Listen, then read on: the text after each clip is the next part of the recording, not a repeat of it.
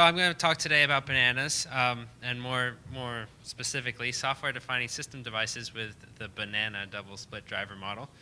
This is work with Hani Jamjoom from IBM, that's my manager, and Hakim Weatherspoon, who's my advisor from Cornell.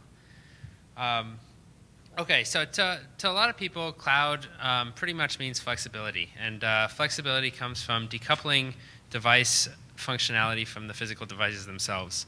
So if you think of something like a virtual machine, the CPU and the memory are not too tied to the actual physical CPU and the physical memory that are on the servers. So this means that you can place the VM anywhere. So you can do things like consolidation, you can instantiate it in a different place if you want, you can do migration, you can do placement optimizations, and all of these good things that we have come to talk about in cloud. But the thing is that not all resources are quite as nicely decoupled as the CPUs and the memory. So in particular, devices sometimes are not. So if you think about today how interaction with devices goes, there are dependencies. So I'll just describe the Zen split driver model, okay? So this is the paravirtualized device interaction model. What happens is the guest is running has a driver, and this driver doesn't really know anything about the hardware details of the device. It just knows something like, I am interfacing with some network device. That front-end driver interacts in the control domain, domain 0, with a back-end driver, which somehow talks to a hardware driver and eventually talks to the device itself. So all of the physical device details are kind of managed by the control domain, domain 0. And the guest doesn't really need to worry. So this looks great. It looks very decoupled. So we can take this guest and we can start it on another machine. And as long as we have a back-end driver, the hardware doesn't even have to match. It'll still just work. But the problem with the dependencies is that there are dependencies on hardware. So if you think about the obvious case, this is that the device just isn't there in a new location. So if you were to take the guest and move it to another piece of another machine, you may not have a GPU or you may not have an FPGA that you had before. Also, there are things like device-related configuration, like, for example, network configuration. So while the front-end driver may be decoupled from the hardware driver, there's still some configuration in the network that might depend on that particular coupling. So something like a VLAN tag that is set for some particular port. So the main problem here is these dependencies sort of limit that flexibility. So all those good things that I listed before are limited by the fact that you have these hardware dependencies. So and this is kind of obvious. If you were to move that VM and one of these dependencies gets broken, then things will no longer work. And more than that, there isn't even an easy place to kind of plug into the hardware driver that you had before. So this backend and hardware driver combo is some ad hoc mixed together combination of backend driver and hardware driver. So what we're proposing is to take the split driver model, that's this one, which is only partially decoupled, and split it again to make it more decoupled. And that's where the name comes from, banana double split driver model. So basically what we're saying here is let's take that system portion of the device driver interaction model, the split driver, and let's split that again and make a very clean separation between the hardware driver, which we're now calling the Corm, and the back-end driver, which we're calling the spike. Okay, and the important thing is that there's a standard interface between the spike and Corm, a very well-defined interface, and the two things can be connected with wires, and they can be updated and rewired, reconfigured in a kind of software-defined manner. So now if you think about moving that guest, that domain 0, to another machine, you can think that the spike may go with it and that wire will stretch out, so now it has stretched between multiple physical machines. So that initial kind of limitation on the flexibility sort of goes away. Okay, so that's kind of the high level of what we're doing. So the rest of the talk, I'm going to give a little bit more detail about the banana double split driver model. Describe some of our implementation to date, some of our experiments we've done to date, and then finish up with related work. So before I get started, you might be wondering what these weird names are, the Corm and Spike, and I'm not expert in bananas, although I know more about banana plants now after doing this project than I ever did. They have something called the corm, which is this kind of base thing that's underground. It's the root structure of the banana plant. And then they have these flower spikes that come off the corm, and those are what grow into bananas. So if you get confused in the talk, just think of this diagram, think back to your knowledge of bananas, and we should be okay. So, all right, so to describe what corms are in our system, again, you think about them, they're the underground piece, right? So the corms are attached to the physical device, all right? So the corm wraps the hardware driver. Corms expose one or more endpoints, and these are basically just interfaces into the hardware driver, which look very much like virtual network interface cards. The endpoints on the corm can be connected to one or more spikes. And spikes, again, are the part that is the backend driver. These are connected directly to the front-end drivers in the guest. So there is one spike per guest virtual device. Again, the spikes also expose endpoints, and again, these look like virtual network interfaces, and they are attached to corms using these things called wires, which I'll talk about next. And the important thing is that the spikes in the corms do not need to share the physical machine. So, and the reason they don't share the physical machine is because they're connected with wires. And wires are just connections between endpoints. And there can be a number of different ways the wires can be connected. You can think of a network tunnel. You can think of a VPN. You can think of a local bridge, all depending on the environment and the situation where the spikes and corms happen to be located. Each hypervisor contains an endpoint controller. It's sort of in charge of deciding where all the endpoints are connected. So if you think about each hypervisor, it's got some spikes and some corms. They may be connected to each other, or they may be connected to remote corms, remote spikes. It's basically the endpoint controller is the name of the piece of the system that decides or that manages what's connected to what and sets the wire type. So if you have co-located spikes and corms on the same machine, they'll be connected with a local bridge, etc. These endpoints and the management of the endpoints is also integrated with the VM migration mechanism. So when you are to move a guest, the endpoints are updated properly so that the wire is in effect stretched. And really what we're going for here is a very simple interface between these two parts of the back end of the split driver model. So we want to be able to connect and disconnect these things and do that on the fly, and as you move things around, use these primitives. So when we started implementing this, we first decided to focus on the network devices in Xen.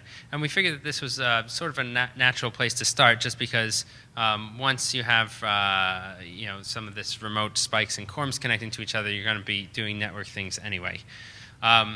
Our endpoint implementation exposes NetDev and Linux.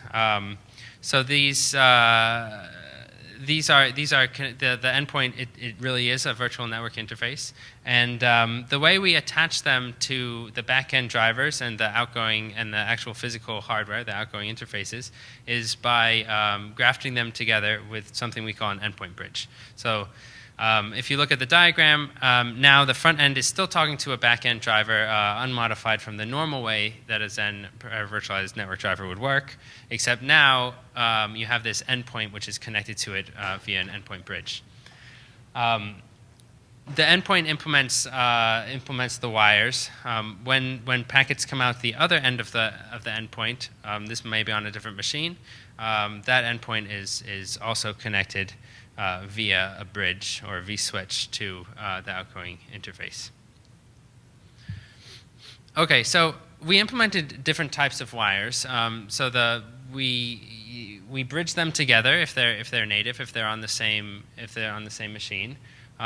We have an encapsulating wire, which basically adds a VXLAN header to packets, and this is done in a kernel module that we wrote. And then we have a tunneling wire, which uses OpenVPN. The way we configure the wires is through a proc interface. So again, it's very, very simple in terms of setting. It's a connect-disconnect type thing.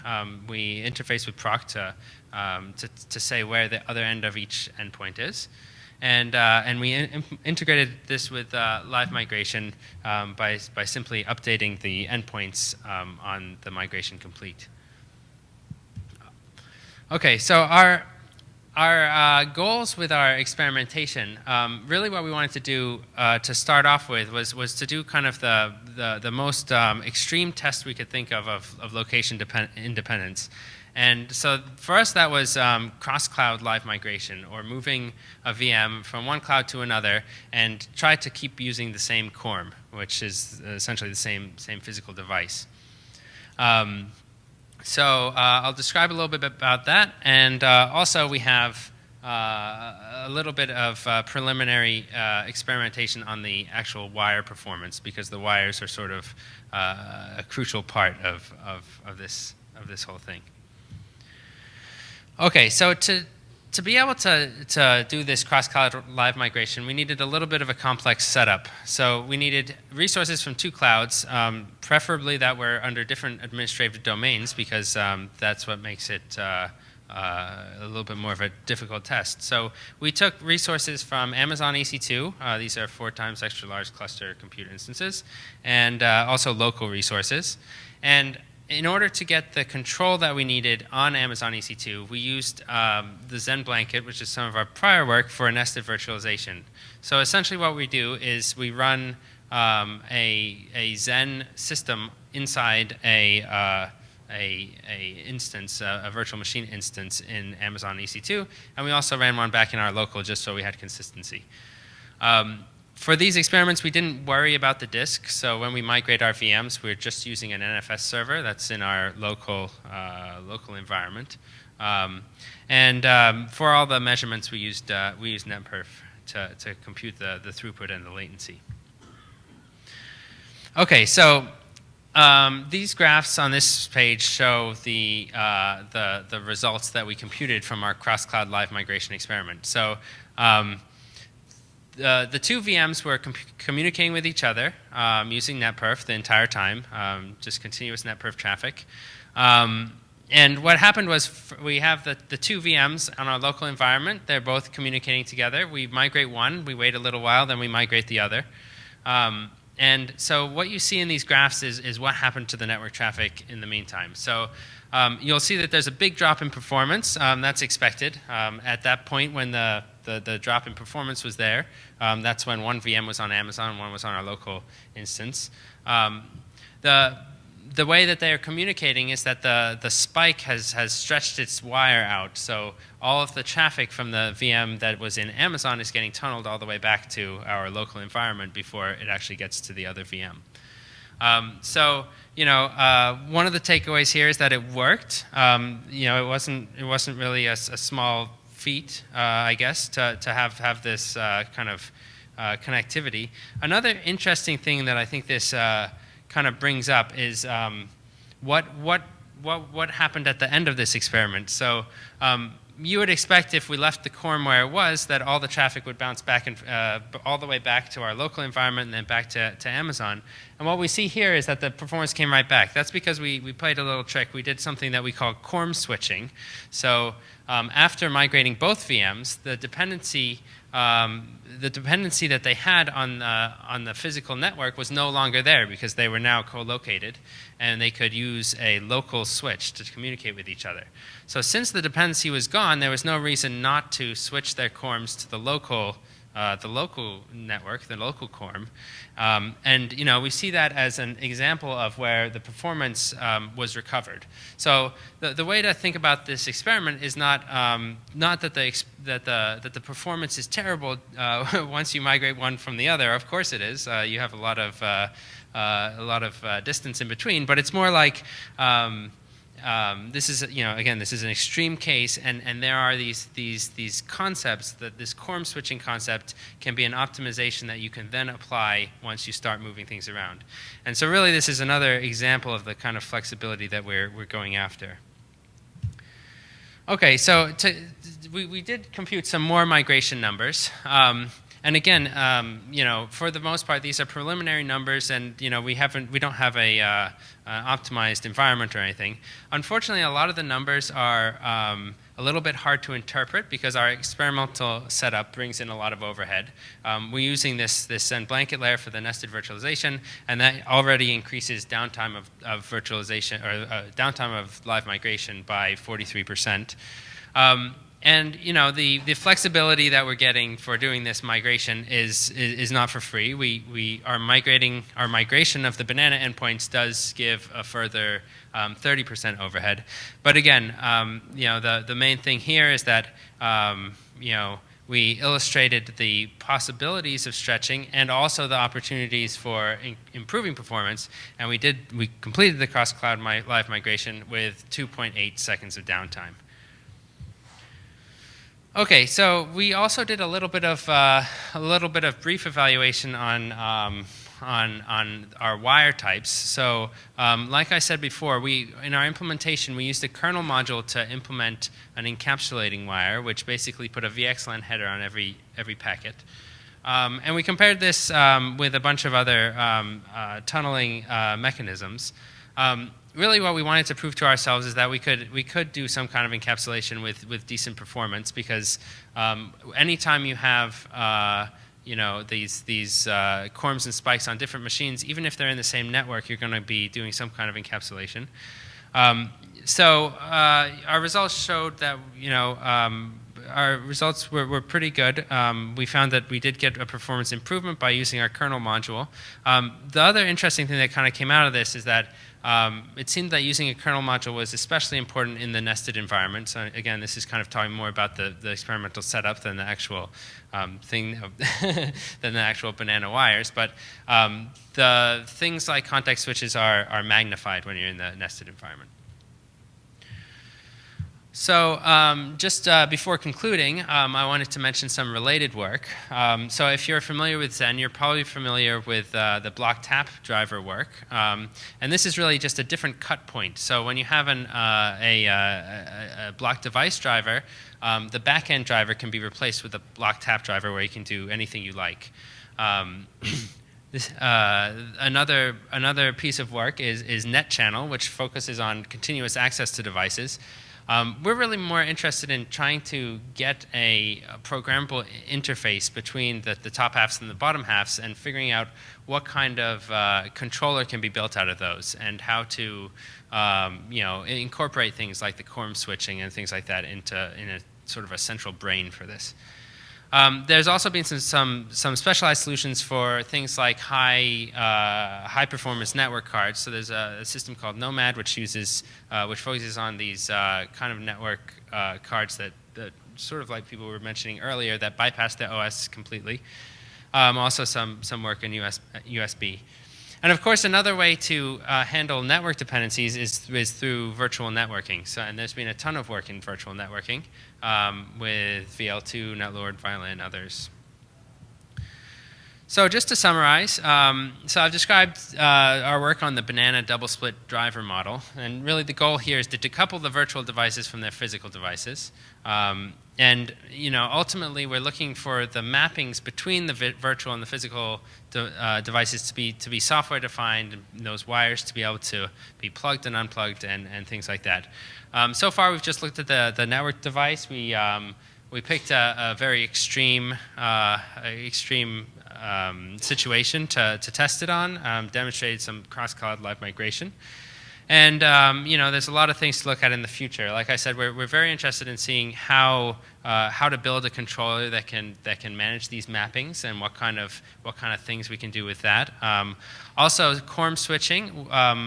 In the scenario that I described, where we found both VMs were on EC2 on the same machine, and we no longer had a network dependency. That's really the only reason the Corm switching worked there. It seems like there may be a way to kind of generalize how to do the Corm switching, or at least for different devices. So that's something that's interesting. And also looking at other devices and other optimizations and things like that. So that's it. If you need something to remember the system by, here's the picture of the banana plant again. So thank you.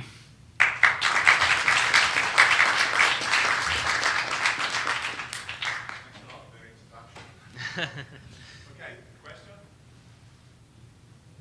Okay. Hi, it's Jonathan from Boston University. So really very interesting. I just want to ask two things. One, I want to do a clarification, just to make sure I can put it in the right headspace, and then a question. So I'm thinking about various things that have been explored, and like, for instance, using 9P at the more higher level to think about, mounting somebody's network stack, or that very Plan 9-like approach where you're going to turn everything into servers, you're going to mount them, and then you're going to have this all the applications written against that. So I think the real distinguishing here is, you're saying, look, we want to make sure that we're not perturbing what's running inside the guest VM effectively. We want it to not know that we're doing this largely.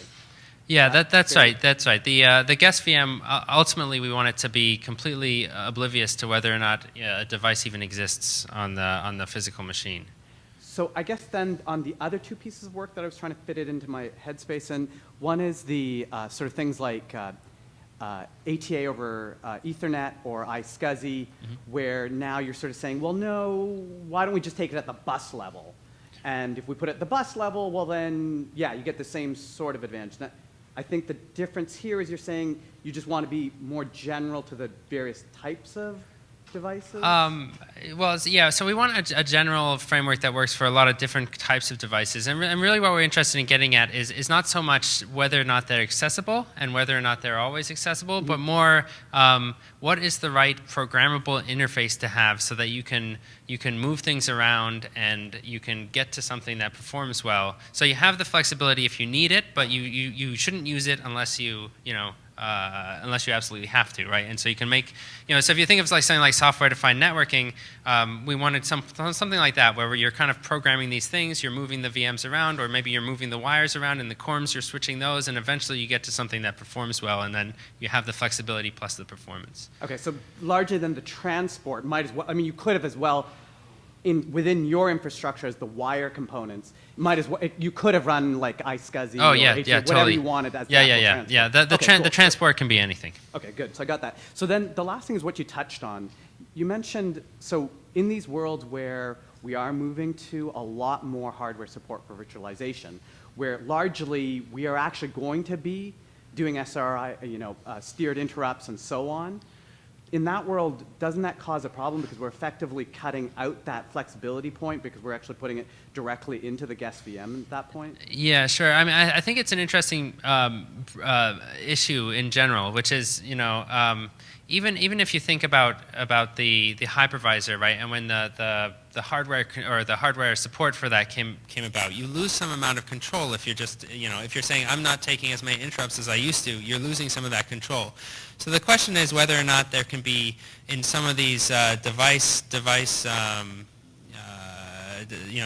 virtualization things, if there are like some kind of flags where you can tell the hardware, hey, every packet of a new flow I want to know about because I want to update my internal structures. Something similar to what happens in the CPU and stuff. I think that would be very interesting to look at.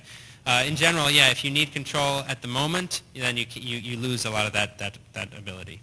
So I think it's in general, I think it's a very interesting trade-off. Yeah, I was curious if you had a framework for the taxonomy of devices that need this kind of support. So it seems to me that the requirement to leave something behind on the previous host machine, maybe tied to the fact that there's some state on that machine, or the fact that you're trying to get at them. There's some location you have, like an IP address or so forth.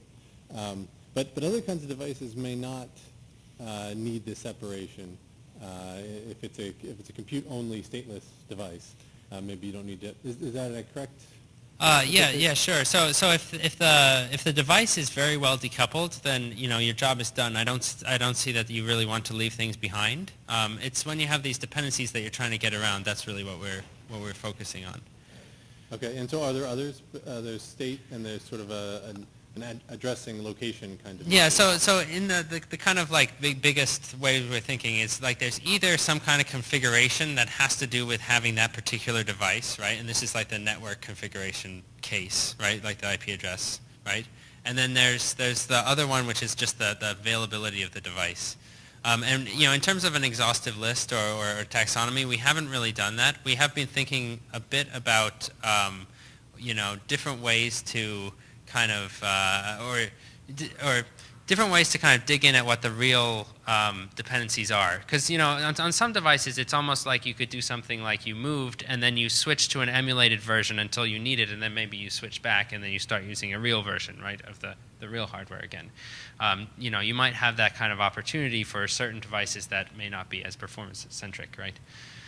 But in general, in terms of a complete taxonomy and really looking in that, we haven't done that yet. Jin Ho from IBM Research. So great talk. So I have questions about the extensibility. So for example, do we consider like a virtualization not in Gen? Like we have like a container type of virtualization, and this process type of operating the virtualization, all these things, and how the extensible to the different hardwares like GPUs or these things, or how extensible it is to extend your the abstraction frameworks to different drivers like storage, all these things. So you have a thought on that, right? Yeah, so again, we haven't really looked into detail about any other devices other than the network device at this point. Really what we want to do is have something that's general for all of them, but we haven't done any specific work on them. We feel like there is a way to do it. There's going to be performance questions that come up for any device, and those are going to be different depending on the type of device, and also the way the applications expect to use them is going to differ a lot. Okay. But we haven't gone down anything other than that. I see. Thank you. Thanks. Thank you.